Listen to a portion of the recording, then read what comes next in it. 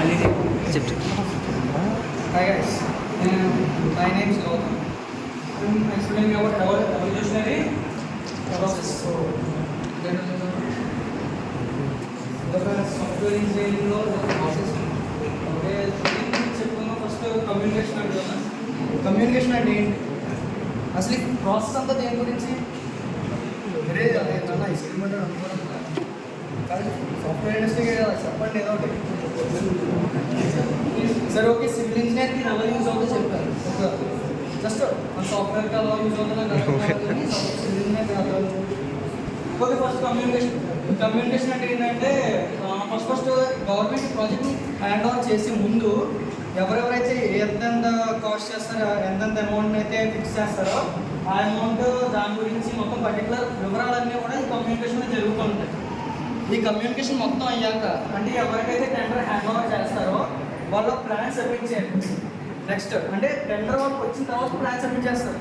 అర్థమవుతున్నారు అంటే అప్పుడు దాకా కూడా వాళ్ళు ఈ కాస్ట్ ఈ టెండర్ కాస్ట్ ఎంత ఉండాలి అంత అని చెప్పేసి వాళ్ళు కోడ్ చేసి ఇస్తారు. ఆ కోడ్ చేసి ఇచ్చిన తర్వాత వాళ్ళకి టెండర్ వస్తుంది, అది వేరే విషయం.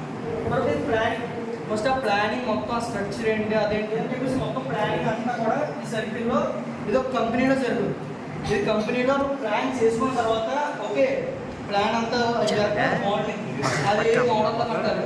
బిల్డింగ్ ఇప్పుడు ఉన్నాయి కదా కన్స్ట్రక్షన్ మోడల్స్ ఇప్పుడు ఓకే మన కైట్ కాలేజ్ తీసుకుందాం. మన కైట్ కాలేజ్ ఏ మోడల్లో ఉంది, బిల్డింగ్ ఒక బ్లాక్ టైప్ స్ట్రక్చర్లో ఉంది. అదే ఐడియల్ కాలేజ్ చూసుకున్న అది కొంచెం షేప్స్లో ఉంటాయి కదా.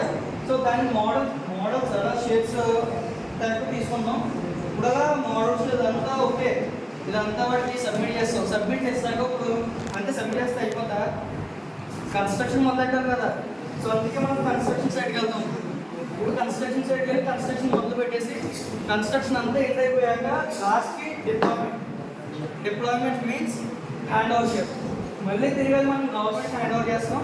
సో ఈ గవర్నమెంట్ హ్యాండ్ ఓవర్ చేసే ముందు మనకి ఇక్కడ ఒక ప్రాసెస్ ఉంటుంది. ఏంటంటే మనం చేసిన వాటిలో తప్పులు ఉన్నాయా లేదా మొత్తం అన్నీ కూడా ఒకసారి రీచెక్ చేసుకుంటాం.